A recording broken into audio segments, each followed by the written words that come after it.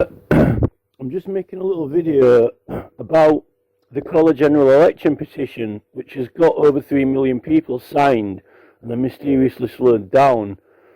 There definitely is some. I think it should be continuing to grow.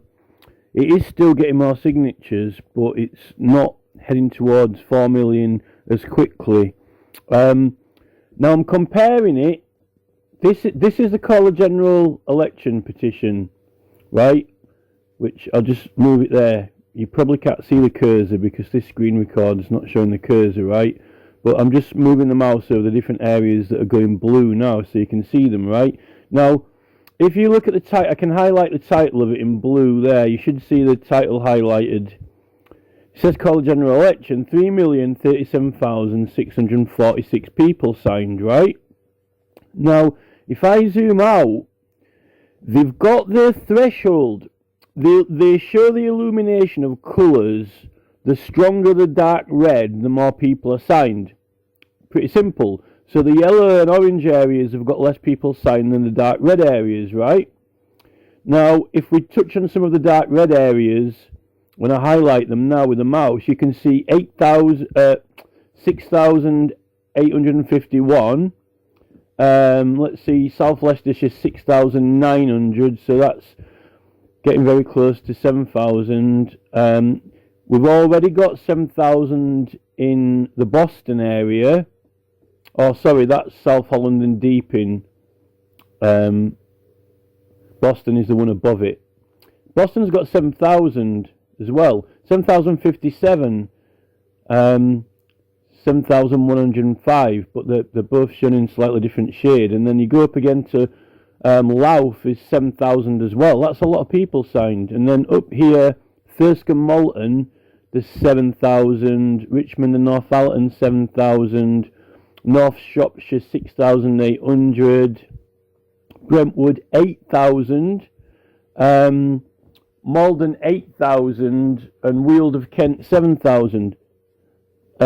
Clacton, Nigel Farage has got 8,000 signed.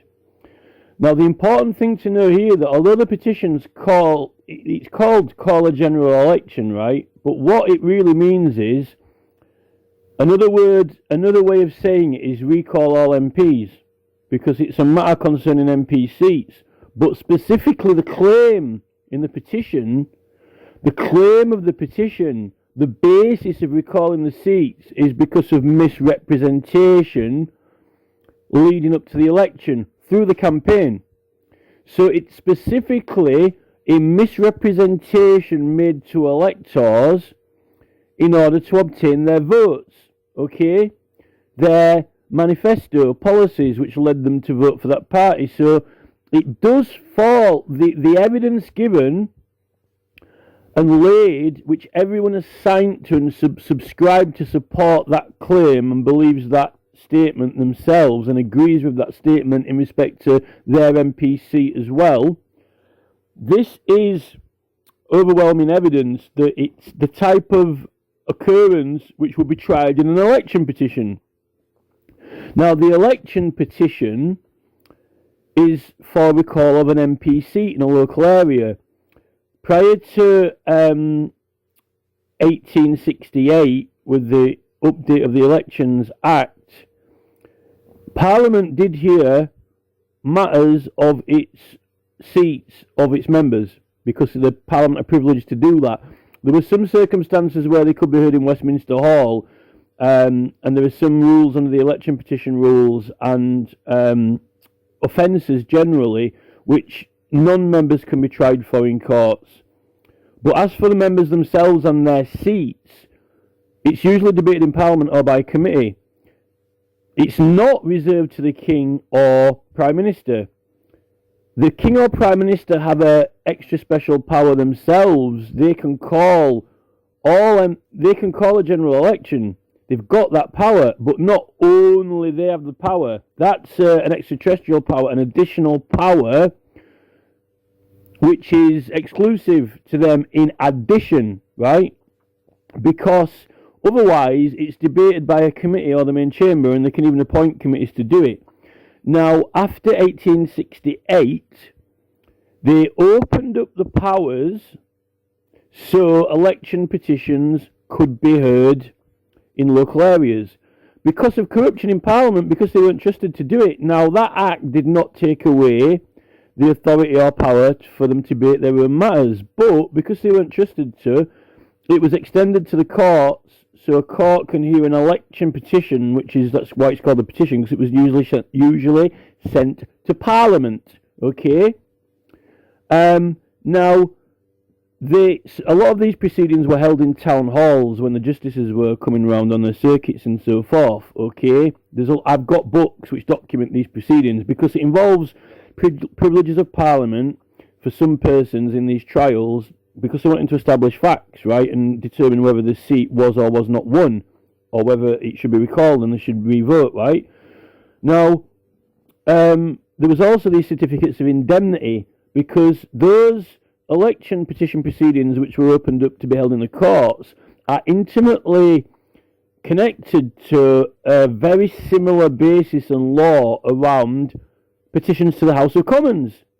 Not petitions over elections, petitions over the House of Commons, because they were also heard in town halls as well, following the 1661 Tumultuous Petitioning Act, but that act was repealed in 1985 and marks the creation of the Crown Prosecution Service, in 1986, in 1985, where they seem to have a memory lapse and forget all these proceedings which arm petitions to Parliament with privileges and rights, like the Parliamentary Papers Act 1840, because those petitions then went on to be put in newspapers and had full protection from Parliament, cannot be prosecuted by civil or criminal charges, right, including giving them out by hand and advertising them. And all that falls under the definition of advertisements as well, which is a representation also in public as well, a public representation. And that's actually, a lot of these protest marches are a representation made in public, although the Control of Advertisements 2007 is mainly for advertisements that you place, put, fasten or attach or lay in public rather than the actual human person themselves, just them and their body holding a placard, which falls under the 1688 Bill of Rights itself, but it's intimately connected to the control of advertisements as well and public representations. In fact, it helps to define and lay out bases for what that's actually been going on and what other laws apply, like the Parliamentary Papers Act. So the election petitions are intimately connected to petitions to the House of Commons, okay? This is all to do with the William Penn trial as well, whether or not he was acting with agency or not. The jury found that he wasn't acting with agency, he was just talking in the street. Otherwise, it would have been a petition and it would have been unlawful because he hadn't have got consent. It's actually less to do with the jury to their own right to make a decision, which is what it gets remembered for, their own conscience. That's actually a less important thing. The most important thing is the fact of where they are, where they're not acting with agency of the House of Commons, okay? So now the thing about election petitions, if I can come back to this map now, because I just left the map for a moment then just to talk about.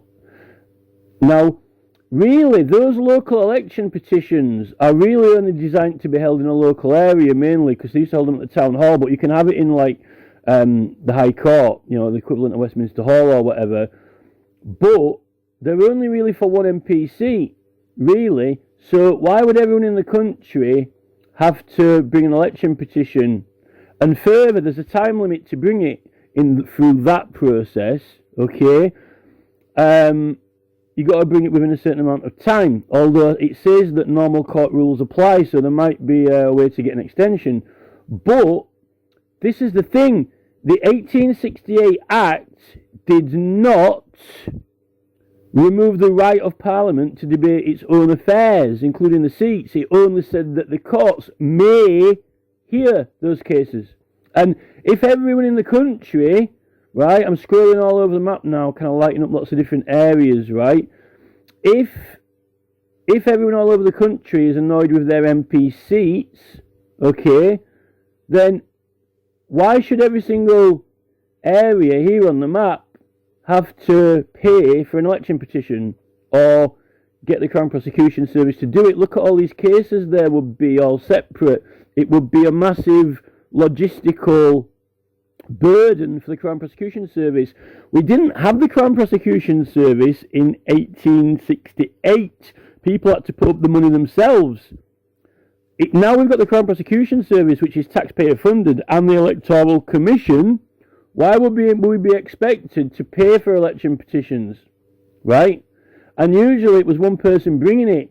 Each of these areas has got at least, thousands of people. Look at this area here, Bangor, Dwyford,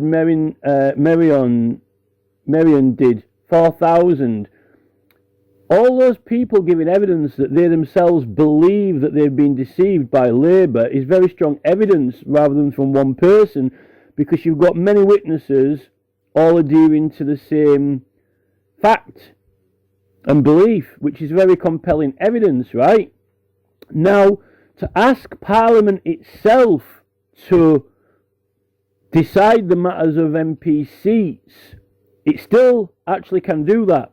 And we were grossly misled by the Petitions Committee, in particular Jamie Stone, over whether Parliament could actually act on it themselves in the chamber or by a committee. They claim that only the Prime Minister or King can, which was very misleading, because the King and Prime Minister can, but not only they can, the chamber can. It's kind of it's a particular additional extra power of the Prime Minister through King, not the chamber itself to debate its own matters of the seats, which has always actually been done.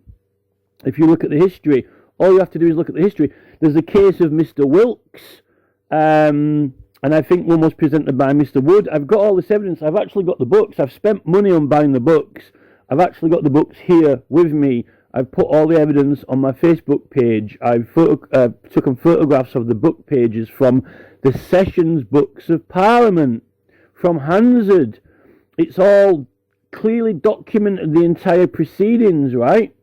Now, the thing is, because it's on a fact and point of MPs not being honest, it is something which concerns whether their seat should be recalled. But how do you prove that? Well, you'd usually prove it in the court, and they'd send a report to the Speaker, and then he can have a recall petition.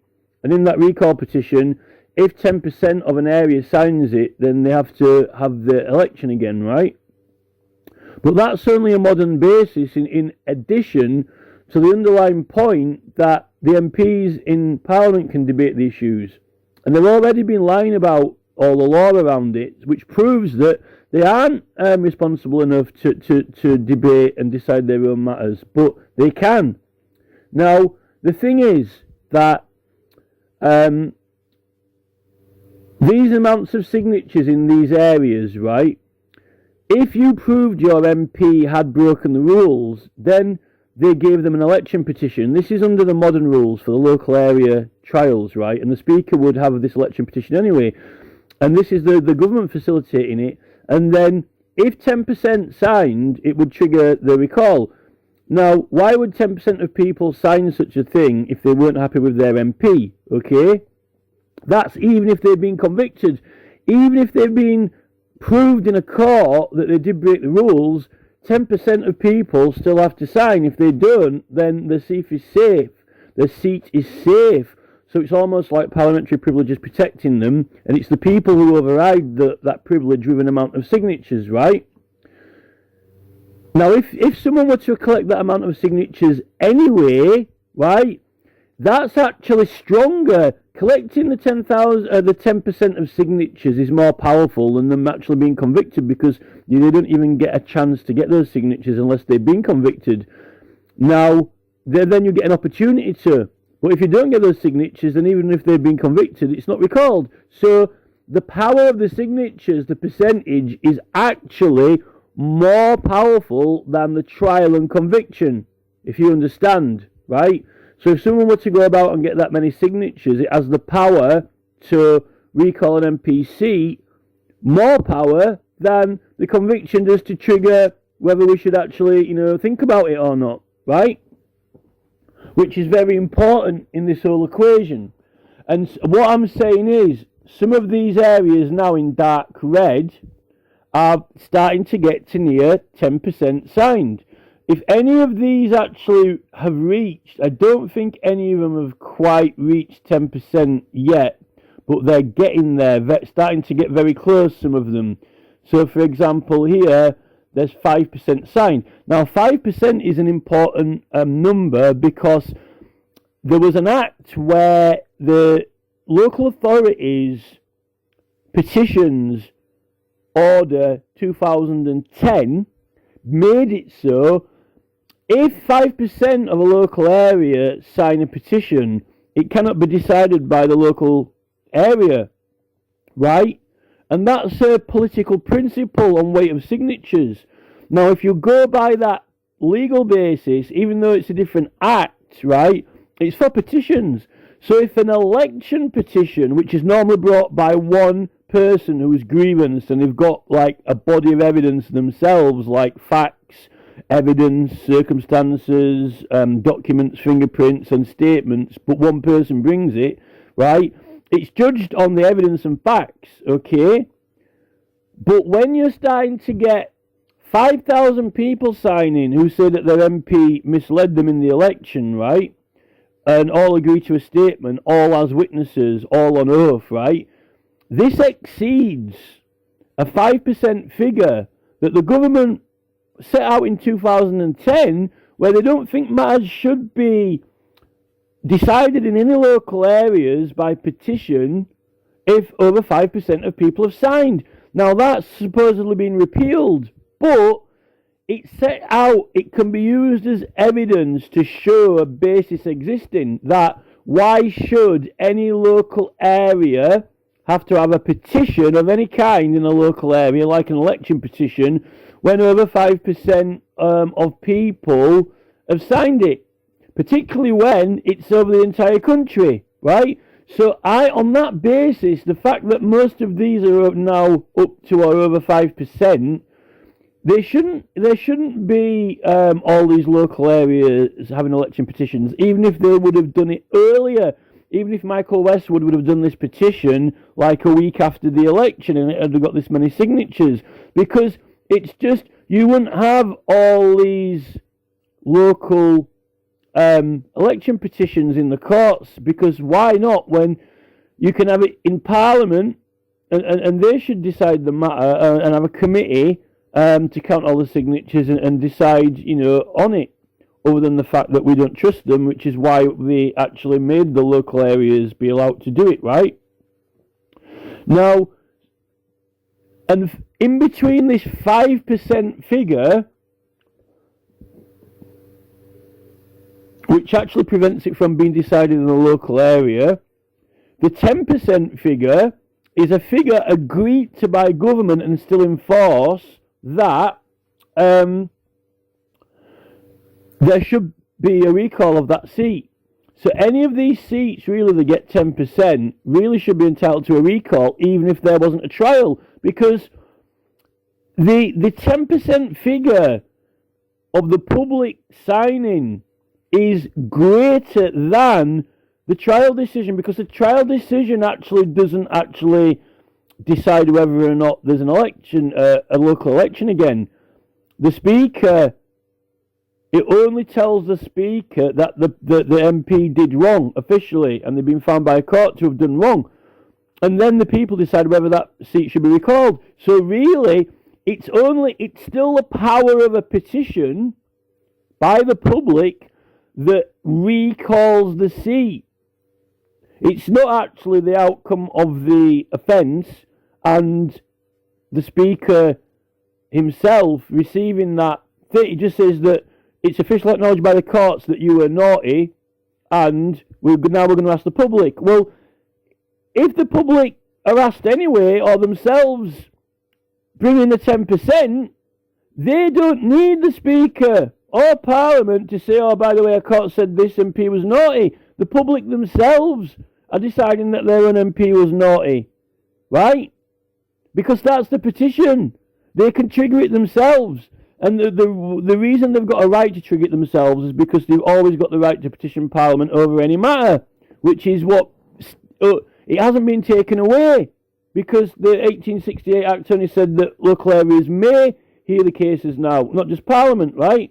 So we're getting towards, when some of these get to 10%, which they're going to creep up to it soon, right?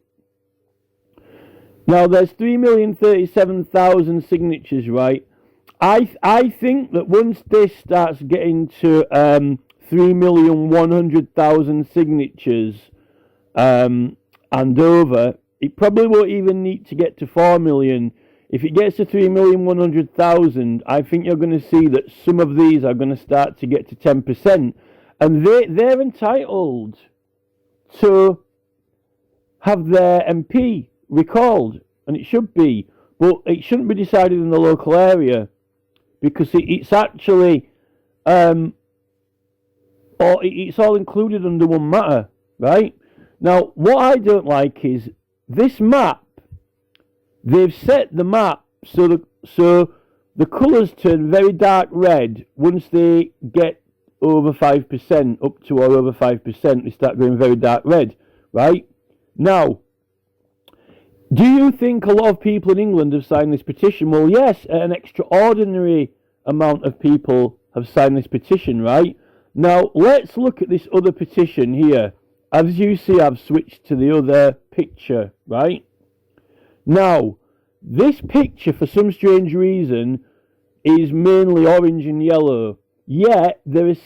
If you can see me, I've put it in blue there, in the bottom left corner. 6,103,000 signatures. So there's over twice as many signed as this. Yet none of the areas have gone red. You would have thought they'd have all gone extremely dark red and possibly even darker to even darker burgundy, right? So that means that whatever colour chart they're using at the moment for these maps, they're not using the same gauge of colour change between these two maps, because according to this, it should all be red or extremely dark burgundy, the whole map, right? Which it's not. So that's very concerning when you want to do a visual comparison between these two maps. It doesn't really look like much of a visual comparison if you're going by numbers of signatures, because if you were wanting a visual representation by colour, then this whole map would be red, if not extremely dark burgundy, right? Which it isn't. So when you look at this map without looking at the numbers, just looking at the colours, it makes it look like hardly anyone signed, which is very deceiving, right? Very few petitions have got anywhere near this 6 million. In fact, this is the highest number of people that are signed. And it's concerning the European Union membership, where we already had a referendum anyway, and everyone had the chance to vote, right? Now, this one has only got half of that amount, but it's still a record-breaking petition. It's still up there, because very, very few petitions have achieved 3 million. And when they do achieve 3 million, it's clear that they're getting a significant, notable percentage of the whole nation signing to it, right? But there's something I want to show you now, and this is very, very important, okay? So, we've got a lot of people in this country signing this petition. Let's compare, right? So let's look at this area here, which is Louth. So Louth has got 8%. It's very, very close to getting the 10%, which is meant to guarantee a recall of MP seat, right? On that figure. It only needs another 2% signing. So there's 8.3%, 7,765 signed. Now let's look how many people in the area have signed the other petition, which has got double figures for the whole country.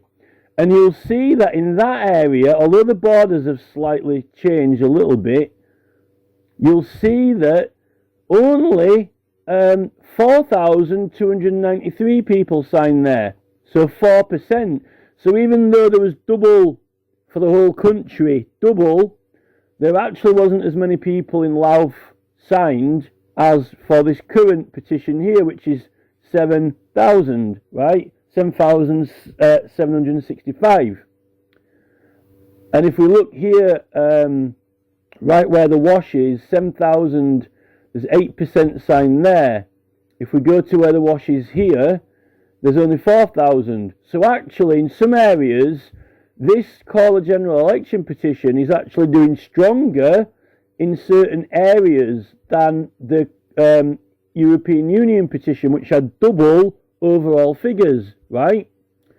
So that means that actually in some areas at the moment, more people are actually concerned about the recall of their MP than they were concerned in another petition when twice as many people from the whole country signed, right?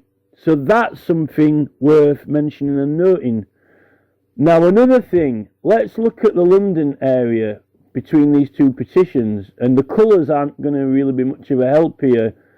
The colours won't really help us because they're not comparative, right? They're not properly indicative to help us, other than to show this. They help distinguish areas and counties, but they don't help with how many people are signed until you highlight them, right? So this is as far as it zooms in, okay?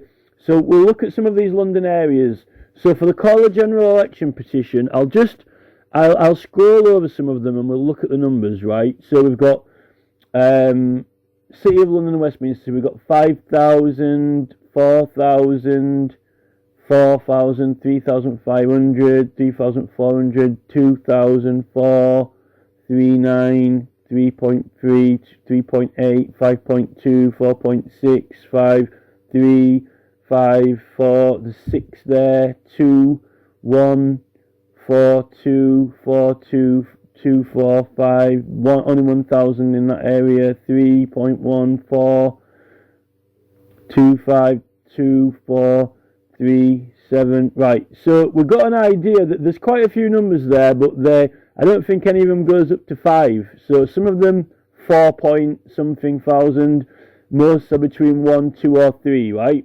So we'll go to this other petition now for the EU, right? Now you'll notice that even though this map is not the same colour intensity for signature percentage, it still clearly does indicate that there were a lot more people signed in the London areas than surrounding, just by the visual representation, even though it's not, the colour strength is not comparable to the other map, right? So let's scroll on some of these. So look at this, right? 26. Dulwich has got 26,000. That's actually an area where the Dulwich Toll is in. It's not far from Bromley, right? That Bromley Council is opposing the ULEZ. 26,000. Here, 22,000. 24,000. 19. 10,000. 13. 11. 12. 10, 12, 10,000, 8, moving a little bit further out of London, 21, 20, 27.9, well that other one was, sorry, it was 20.5 I should have said, but I might not always say 0.5, right, because, you know, I'm just reading out, you know, the general numbers, 27.9, 19, 23, 19, 22, and these are very tiny area. These are very small electoral areas, but they've got high numbers of people in there.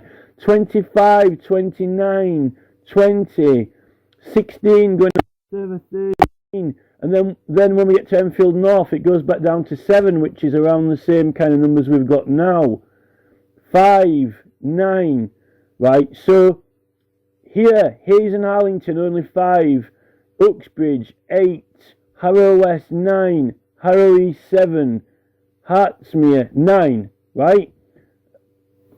This Mull Valley 13, Guildford 16, Surrey 16, Brighton both have 22 and 29, Tunbridge Wells 14, but Malden 5. So some areas, Cambridgeshire has got 20,000, South East 17, in the centre of Cambridge 28, Oxford 21, Oxford East 21. Now, this shows us without a question that London, the area within the M25 of London, right, including central London and the outer ring road, London as a whole has got massive amounts of numbers signed, absolutely huge amounts. If these were the numbers for this current election, the Michael Westwood petition now for college annual election, this would write off every single MP seat in the middle of London, right? Now, this is concerning the European Union membership, so it's it shows that these inner London areas are making up massive amounts of the signatures, okay, compared to this current recall of MPs, but they're still though in London starting to get up to this 5%, and some of them have reached 5% or very close, so it's not like hardly anyone's signing, okay? They're not anywhere near 10%, but they're at least getting up to this 5%, which is an official number which has been made in law but repealed to show that it shouldn't be decided by any local area, really, right? On basis. Now, when we zoom out a little bit on both these maps, okay, let's look at some other areas around the country now, okay? Like here, Central Suffolk, 8,000. So let's the borders have changed a little bit, but let's see here. 5,000 and above it, 5,000. So they're the similar percentage. Here, 8,000. So that actual area was like, oh, and above there's 10,000. 5, 5, 5, 6, 5, 5, 5, 5, 5, 6. 6, 7, 7, 10, 5, 3, 10, 8, 9, 8. So we do have more signed, okay, in the general Norfolk and Suffolk area for the EU petition. But really, compared to Michael Westwood's, it isn't hugely more. It's not hugely. It's only maybe like a few thousand, and some of them are similar. So it's actually not that far behind at all. But it's definitely London is a primary place, and in these urban areas, like here, look at Bristol. So in the EU petition, the centre of Bristol was 37,000, and in Cambridge in the centre is 28, and these like Brighton. And then if we look, Oxford, so that's a city. And then here, Sheffield, 15, right? 15,000. That's in Sheffield, okay? Right? And then Manchester, 20. Now those are, and even in Norwich, is there one for the centre of Norwich? I think there might be one for the centre of Norwich, 15,000. A little tiny area, 15. In the middle of York, 10. What we've got here are people in the city. People in the city have signed these petitions, people who live in cities. Now, the cities were usually mainly Labour Party voters, but some cities are Green Party, or Brighton's usually quite Liberal or Green, right? But it's still a city.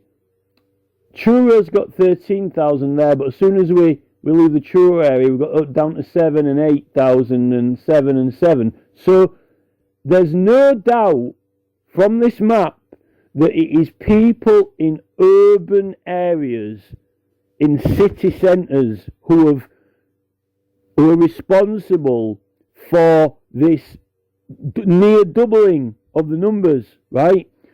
So they're very concentrated figures in small areas. So it doesn't represent, this EU petition does not represent the views of the landmass of England spread out. It represents the views of people in cities.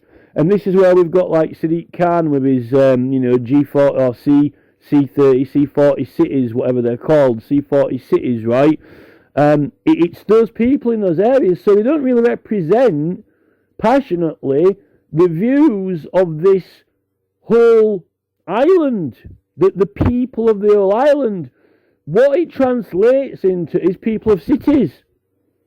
The EU petition, the 6 million, the doubling of the numbers is primarily, really, from cities even in Scotland. Look, 28,000 in Edinburgh 15, 17, 9, and not even really so much in Glasgow either, really. Edinburgh, we've got 9,000 over this Ross and Skye area, but that's spread out.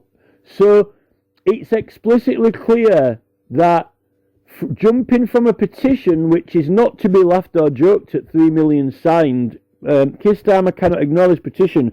It's a massive amount of people in England, right? But the doubling of the numbers is actually, I would say, significantly associated with cities who actually occupy a very small landmass to each city, a very small landmass of this country, right?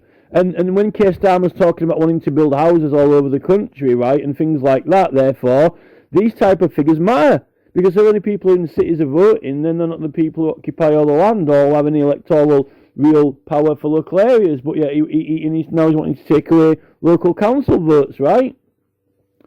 So, as a whole, there's only really a slight increase through the rest of the country spread out, making it really from around the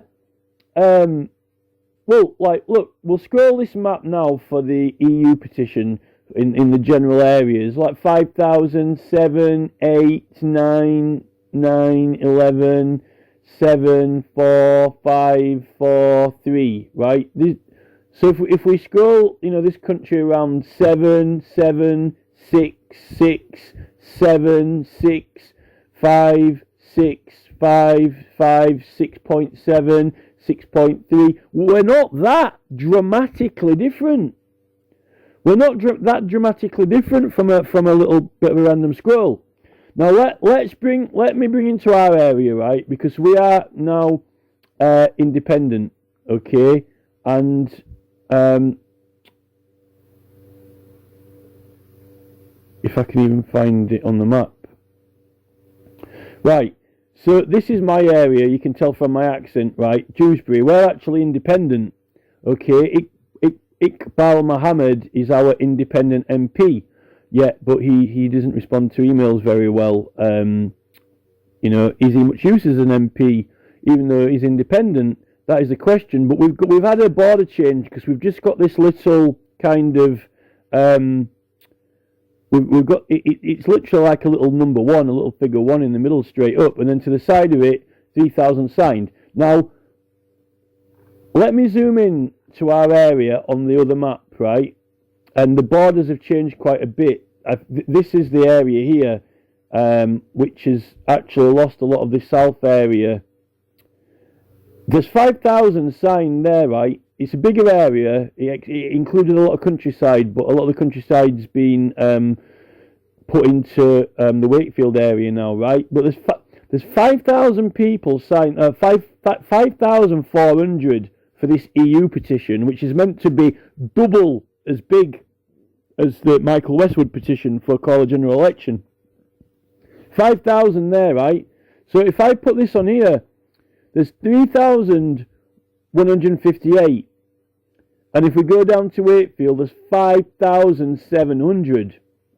And then if we go to the side here, 3,000, 5,600, 4,000, 1,800, 2,800, 3,700, 4,300, 2,600, 1,900, 3,850, 4,000, 4,800. Now, if we do that same exercise, okay, around for the petition that had double people signing, okay, 5,400, 4,700, 5,600, 7,000, 3, 9, 10, 13. When we get into Leeds, it goes up because that's a city, like I said, right? 10,000. But then when we come to Bradford South, 3,000, 3,400, 3,600, 4,000 in Halifax, 10,000 Calder Valley. It's quite a big area. Combe Valley 900, Huddersfield 500, Dewsbury 400, Penistone 500, Barnsley 3,000, Barnsley's 2,000, Hemsworth 3,600. They're not massive figures, except for in the middle of Leeds, right? And this Sheffield one here.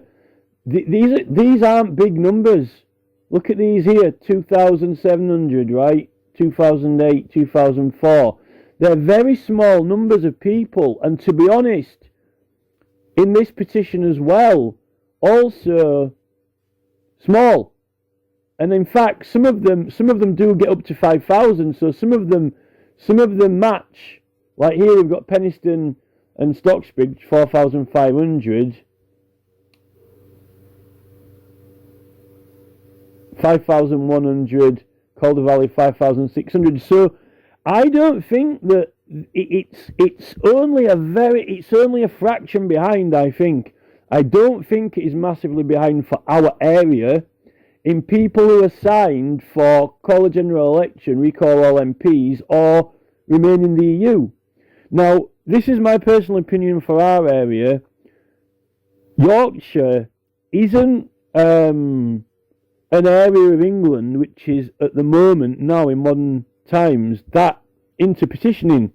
It's not really motivational. I know people have tried them, but petitions don't take off in Yorkshire, and I think it's because it's been a Labour Party area and they just have a culture, an attitude that they just let the Labour Party kind of like deal with it, right? Yet, from the biggest petitions in England ever signed, like this 6 million one, right?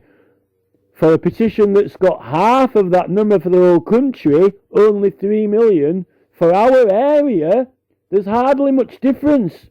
Which means that you can have a twice as big petition, but people in West Yorkshire aren't necessarily that much really bothered, right?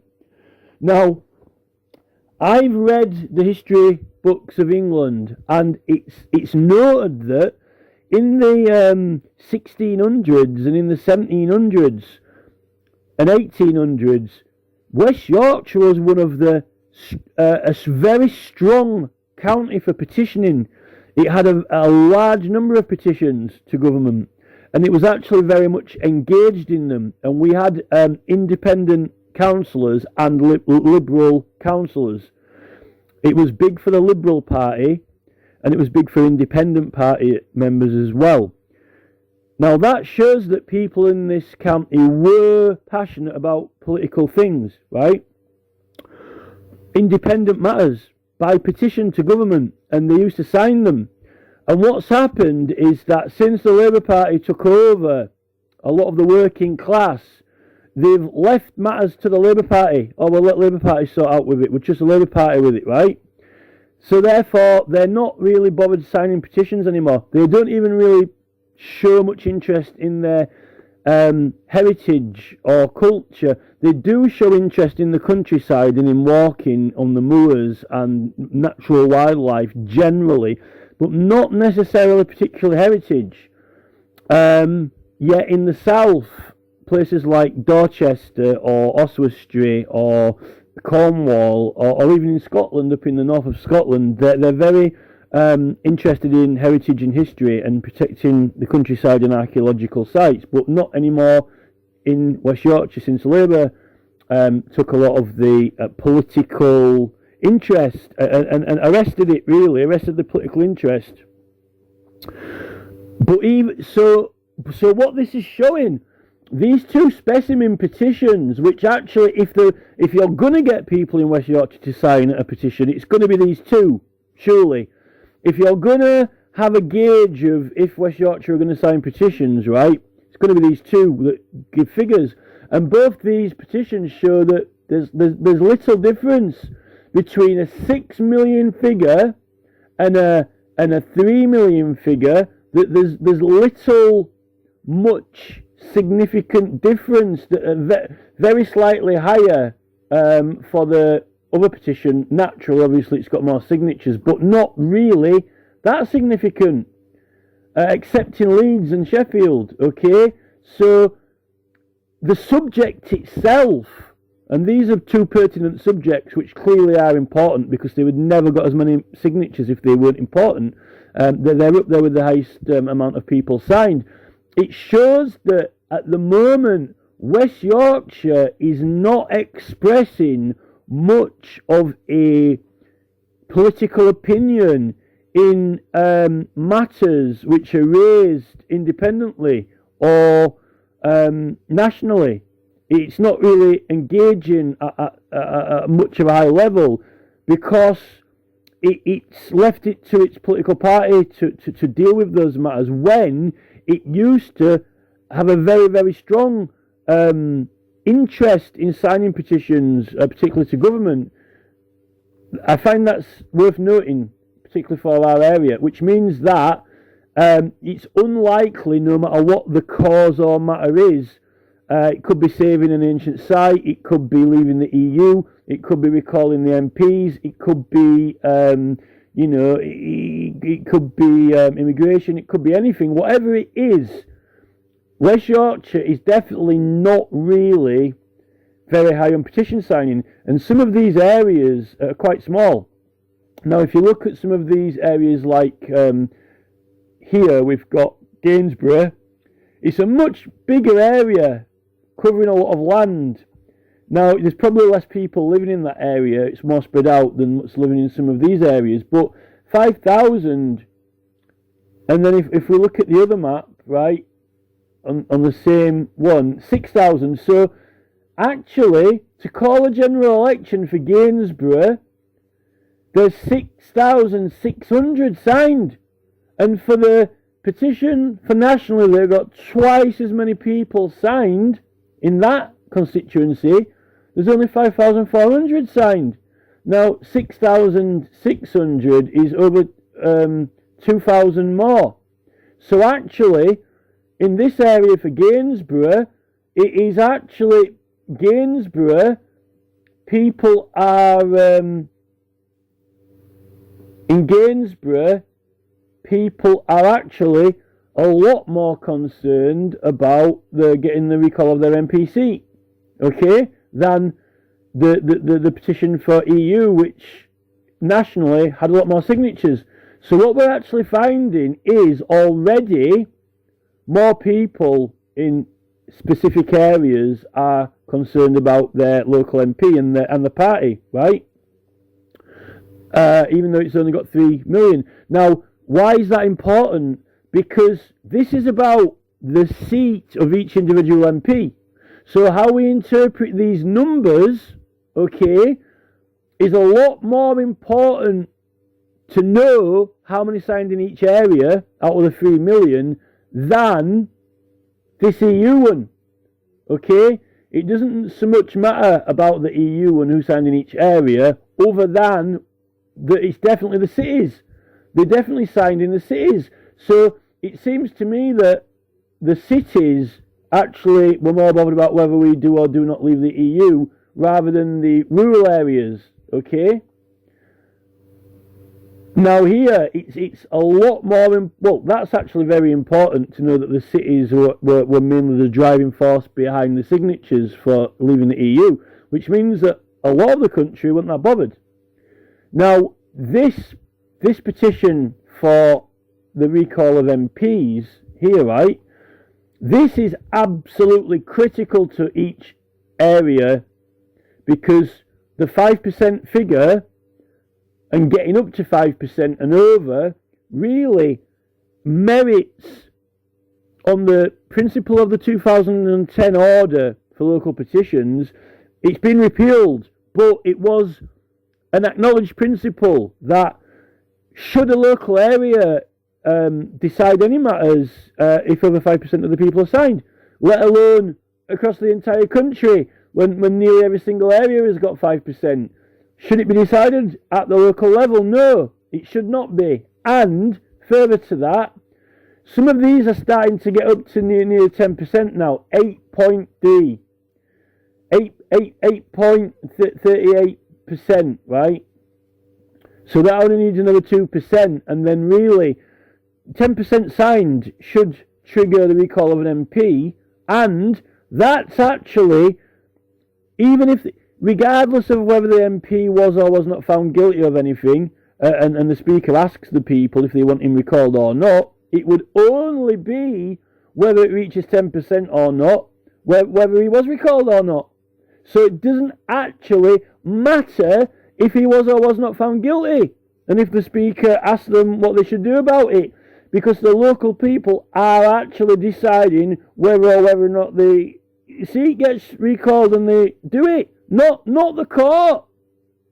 The court only says that yes, the official did something wrong. Now, if the people sign 10% of the area and agree to a statement, right, and the public at large that the MP was not, that they think the MP was naughty and they misrepresented leading up to the election, and if Parliament itself doesn't have a time limit to where you have to petition, that there's no time limit to petition Parliament on something, right, then why shouldn't they be entitled to a recall petition there, right? This is the thing. So when these start getting up to 10%, Parliament should definitely start to decide, is this a report to the Speaker? When one of these gets to 10%, and if I write to the Speaker and say, Mr. Speaker, 10% of Boston and Skegness think that, Richard Tice's seat should be recalled, or, in Louth or whatever, the Right Honourable Victoria Atkins MP, then it doesn't matter whether or not they were found guilty or not in a court, because the public themselves have decided that they don't think their MP made fair representation because they've agreed to the statement of evidence. They're making themselves a jury. This is the thing. So, this is it. I don't know if one of them has got to 10 yet, but some of them are getting close. That is 7.3%. That one is 7.3%. 8%. South Holland and the Deepins, 8% in Louth. Clacton, 8%, but they elected Farage. It's not that, I think with Clacton, it's not the fact that they want to get rid of Farage, it's that they want to get rid of the MPs of Labour in the other areas, right? But they're even signing it to recall Farage in order to recall the whole country, right? Here, 8%. So, when I don't think one's reached 10%, and I don't think this, I think someone's manipulating the signatures, because I still don't trust this government. I don't trust this government. It was going up really quick and then suddenly mysteriously slowed down, and now it's just gradually creeping. But it's still moving. It's still getting signatures all the time, right? So, as soon as one of these reaches 10%, how can that seat not be recalled? On principle, that seat, and as one of them does get to 10%, then surely, as the others do, Parliament should decide, maybe Parliament should call a recall for each seat as it reaches 10%. And on the basis that we were misled by the Petitions Committee and Jamie Stone. He said that the committee can't hear it or action it, or the House when they can. It was a blatant lie. The 1868 Act only says that courts may hear it, right? So, and that's deterring people. Anyone who watched that debate, and then people who reported on that debate, it's making people think that if they sign it, it's fruitless, it's pointless, nothing is going to become of it, nothing can be acted on, and that's a false statement. And the truth is that as soon as one of these reaches 10%, and then subsequently when any other reaches 10%, they should be recalled as they reach 10%. And when that happens, and Parliament announce it, and people say, oh, right, so our signatures do count, then it will encourage them to sign, which is the last thing that Keir Starmer wants to happen at this moment in time. He does not want to encourage them to sign. So what he's doing is misleading the public on point of law. on the true rights and liberties of the realm, on the true meaning and interpretation of the 1868 Act, on the processes that were in place before that and have not been removed, right? So, and as soon as they admit the truth, then all these are going to start going up to 10%, right? So, is that, why not call them as they reach 10% without lying? Or is Charles going to call the whole thing, right? Given that we've been misled by the Petitions Committee, and should that not forfeit the entire government? Should that not forfeit the entire integrity of this government? The very reason why the 1868 Act was made. And there's a university paper by Kidderminster, Worcester University, on the conduct of elections, a PDF, which you can find quite easily in Google from typing those words, Kidderminster, Worcester, PDF, elections, right? It will be on within the first top 3 results, right? Because MPs were trustworthy. Is not that debate on this matter evidence that the government aren't trustworthy, as it is? So, I mean, there's already a reason, a very big reason why, Charles should call it. And, the fact that some of these figures are actually higher in this than even the petition, what in total got twice as many, only mainly because of these cities, I actually think that this map is soon... If Jamie Stone had not made that statement, and if people hadn't been deterred from signing it because it was apparently presented as futile, hopeless, pointless to sign, then I actually believe that most of these areas here would already be equal to their corresponding areas on this map, in this one, except for the city areas. So, at least the figures being over 5% means that it shouldn't be a matter that is debated by any area, because, why? What are the logistics, the court time and money to have all these separate hearings over MP seats in courts with evidence and prosecutors, right? Rather than calling a general election, which itself is expensive, but it's probably less expensive than having multiple court cases for election petitions if they'd been brought within this time. And if everyone in the country is that bothered about it, it should be amalgamated into one matter. It should be amalgamated into one matter. So, on that basis, it actually shows that really there's already concern for the MP seats more in many areas on here than there is concern for this EU petition here, except for specifically and more intensely in the cities and mainly in London. Actually, seems like it was definitely an inner city. It was primarily an inner city matter more than a countryside matter for sure. The EU, but this is quite evenly spread all over the whole country, except areas like ours that don't even. It's difficult to get people enthusiastic about any petition in this area, no matter what the subject is. So, if anyone does a petition on Parliament website, you're unlikely to get any help from West Yorkshire because they don't really not that bothered about. They're not political anymore individually. They're only political as the Labour Party are. But it seems that the whole country here is actually quite aggrieved with the Labour Party in general, so much enough for it to be not a local issue anymore because it exceeds the 5% that was set in law and has been acknowledged in law that should remove it from local area, really. Too big for local election petitions and more for Parliament to decide. Yet they're not trustworthy enough to give an honest statement. They're not honest or trustworthy enough to simply go through the legislation. If there's a petition debated in Parliament and the primary subject of that petition is the recall of every MP seat in England, don't you think it was unusual that they didn't get the evidence out to show us what the law is for it?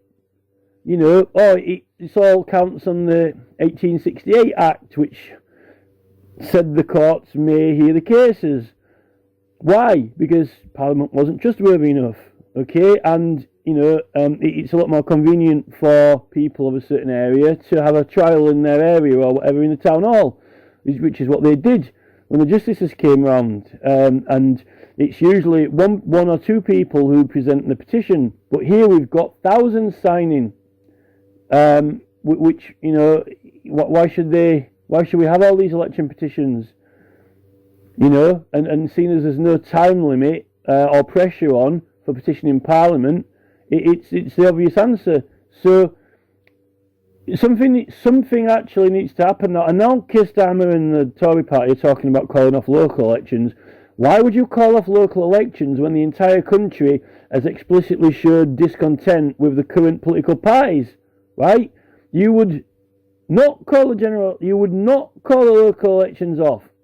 And in fact, you wouldn't only be having local elections, you'd be having local elections and also having the MP seat as well at the same time. That's what Charles should be doing. And we'll see, you know, what we need at the moment, right? If the Petitions Committee cannot issue an apology and put on the page to this petition here, right? If this government is not capable of updating this response and saying, we apologise, the 1868 Act extends powers so that courts may hear matters of elections within a certain time limit because we were not found trustworthy to debate it, and you know, it was more convenient to hear local matters of elections in a local area. But seeing as this one, it concerns every area, it's appropriate for Parliament to decide it, and it isn't down to the Prime Minister or King. Actually, it's up to the MPs to appoint a committee and then start to look at these seats when they get to 10,000. And the committee really should be, firstly, they've put people off signing, so they've hindered the signatures, so they're trying to protect their own interests. The statement here should be that when a seat reaches 10,000 signatures, then we will recall it and we'll set up a committee to deal with that. As they reach 10,000, those seats will be recalled, right? Or, you know, do the whole thing. Maybe there's not quite as many signatures where Charles should call a general election, but he's impeded and slowed down the rate of signatures that would have compelled it as they started to get to 10%, right? So something needs to be done about that because they've put people off signing and deterred the signatures. So, you know, and because Parliament have actually lied, you know, I think Parliament have demonstrated that there should be a general election because they can't even give a legitimate statement out in a committee. They can't hold a legitimate committee meeting. And they've been rejecting petitions on false grounds. And you know, we don't want you to write your prayer and evidence in that way. We want you to say it like this, or we're not going to publish it, or you can't tell someone how to speak or present their evidence. It's like going into a court and saying to the Crown Prosecution Service, don't ask a question like that, please. Can you ask it like this, you know? This is the thing. A barrister asks a question in a manner how he wants to make it look like the person's guilty to the jury, right? Oh, can you not ask him it that way? And this is what it's coming to. Keir Starmer is a Crown Prosecutor. He led the CPS, and he knows very well that the way, manner and style in which you say something can affect people's interpretation of it, and it can make or win or lose a case, right?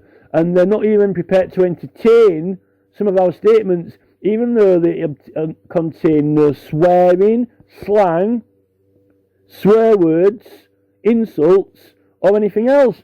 Just plain English. This is part of the culture what wants to tell you how you should speak. When it's matters that cannot be decided out of Parliament, and it is free speech in matters that are in Parliament. Many petitions have been read out in Parliament that were erroneous, and the MPs, as they read them out, they noted that. They said, "Oh, I'll read this petition out, but this part seems to be erroneous." There's full protection in Hansard against defamation or any other offences which could be charged against Parliament for what it says. They're not using that. In fact, they don't even want to acknowledge it exists. They're trying to say, "Oh, we can't say that, we can't say this." No, you can say anything that you want. It's fully protected in law. And what they're actually doing, rather than using that protection, they're actually going the other way. They receded backwards, which is completely and totally against the point of parley to talk. And if the Speaker wants to kick someone out of Parliament, well, they're lucky if they get invited into the committee meeting or can stand in the gallery. You're chucking a bit of paper in there. You're not going in there. Talk about having MPs banned from attending the chamber. We don't get into the chamber half of the time, so we're doing the Speaker a favour. The same. This website, this website here that we're looking at, right? This website is protected by the Parliamentary Papers Act 1840, and no one can prosecute civil or criminal proceedings against you for it, right? Which means that it's fully protected. Yet the Petitions Committee are wanting to not make use of that privilege. In fact, they're going the other way. They're going backwards. You can't say it like that.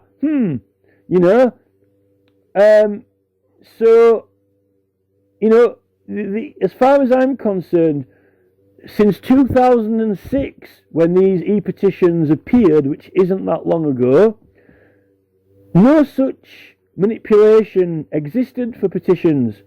You submitted it, and if they read it out, they read it out. If they didn't, they didn't.